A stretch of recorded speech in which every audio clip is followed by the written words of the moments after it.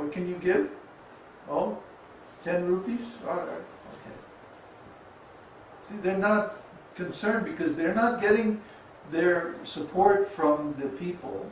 They're getting their support from Krishna. So Krishna is providing according to the degree of their realization.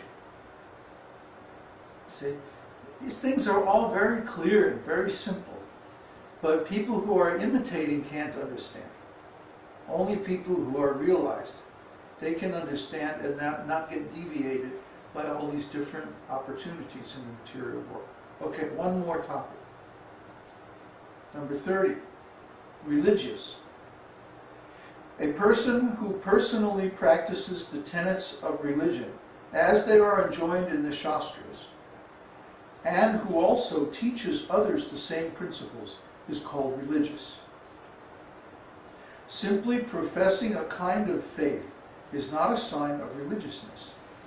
One must act according to religious principles, and by his personal example, teach others. Such a person is to be understood as religious. When Krishna was present on this planet, there was no irreligion. In this connection, Narada Muni once addressed Krishna jokingly, "My dear Lord of the cowherd boys, your bulls are the representation of religion, while eating grass from the pasturing ground and moving on their 4 legs, have certainly eaten up all the grass of irreligion."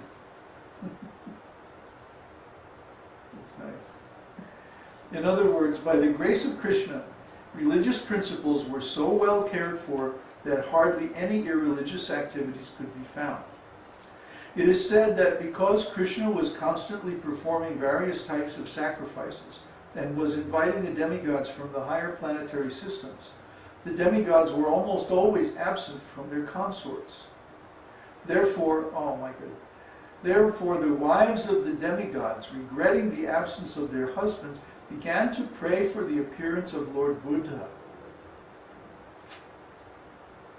Krishna's 9th incarnation, who appears in the age of Kali. In other words, instead of being pleased that Lord Krishna had come, they began to pray for Lord Buddha, the 9th incarnation, because Lord Buddha stopped the ritualistic ceremonies and sacrifices recommended in the Vedas in order to discourage animal killing. The demigods' wives thought that if Lord Buddha appeared, all kinds of sacrifices would be stopped, and thus their husbands would not be invited to such ceremonies and would not be separated from them. Oh boy. Just see, how much trouble they started. Now today, nobody performs sacrifices. Or they perform in the name only. They don't actually follow the Vedic instructions. They start chanting a few mantras. A good example is the so-called Bhagavad-gītā. Bhagavad-gītā means that someone reads the Śrīmad-Bhāgavatam in 10 days. Or 7 days. 7 days. 7 days, yeah. Actually, original was 10 days. 10 days but they don't give the last 2 cantos. They don't even read the 11th and 12th canto. They only read the first 10 cantos in 7 days. And then, of course, many of the rascals, they jump directly to the 10th canto without going through all the other 9 cantos. And then, after all of that, you're expected to give them some money. Yeah. They're professionals. They're not really brahmanas. They're touring and they're going different places and they're getting money. So Srila Prabhupada always warned against this. He said this is nonsense. That they're only pretending to be brahmanas. They're not really brahmanas because real brahmana only accepts donation. He never agrees to a fee. Oh, we'll come and read and then you have to pay this much and cover our expenses. And Prabhupada didn't do that either. When he was preaching in India, his organization bore all the costs. Now, if somebody wanted to come and donate, that's very nice.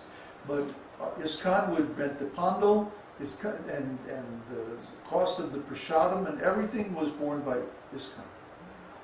Yeah. If someone locally wanted to also chip in, well, that's very nice.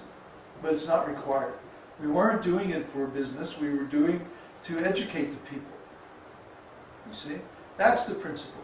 But the thing that we find is that if you do like that, Krishna then provides everything. So, I mean, what's the problem? The problem is people don't trust Krishna. They think I have to take care of my business so that I can make a profit by my activities. See?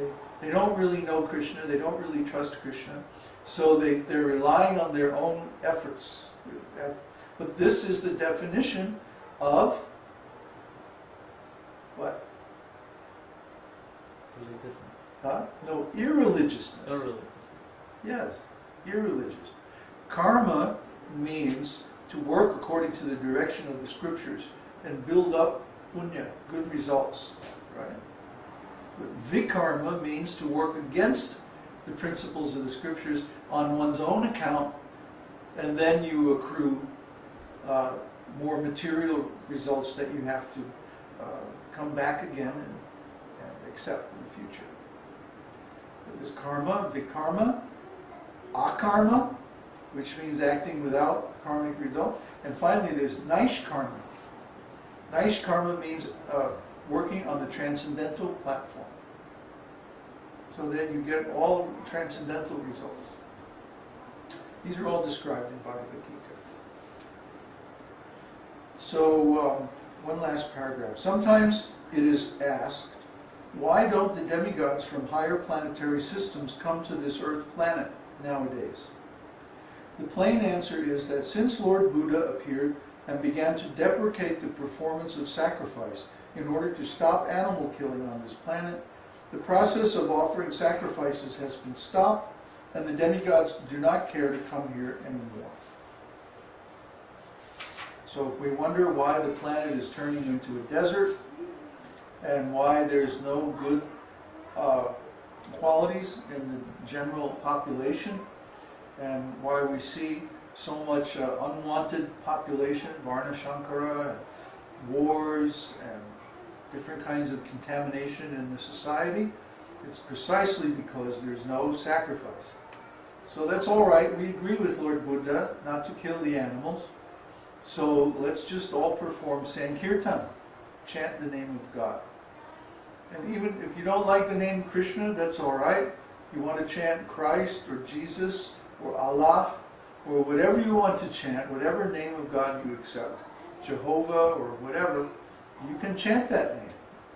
And because that name is the name of the Supreme in your particular culture, then that will give the result. Krishna will respond. He doesn't care what you call him. He cares that you do call him. And if you call him, then he will respond.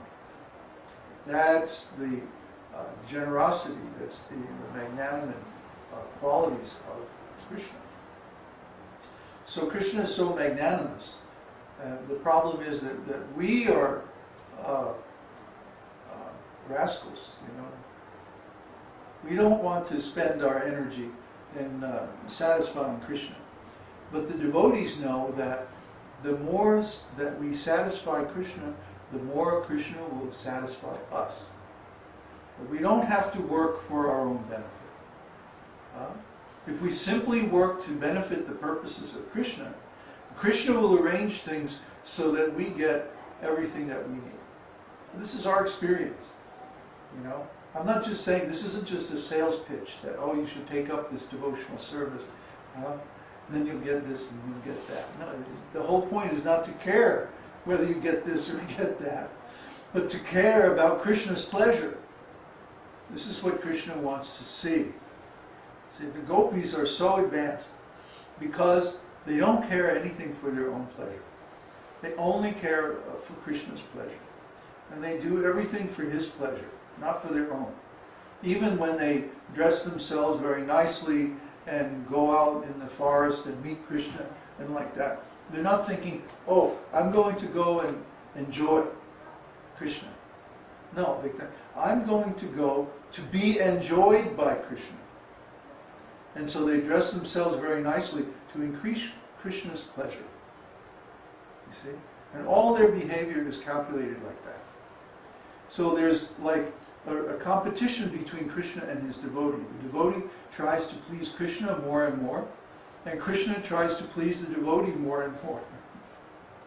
And so they have competition going on higher and higher and higher. And this expands unlimitedly and eternally and unending. So just imagine how wonderful the advanced stage of Krishna Bhakti is. You know, in the beginning it's a little bit difficult. You have to get rid of all your anarthas. You have to clean your mind and your heart. You know, and sometimes it's difficult. You have to look at many things that you don't want to look at in yourself and see, you know, so many bad qualities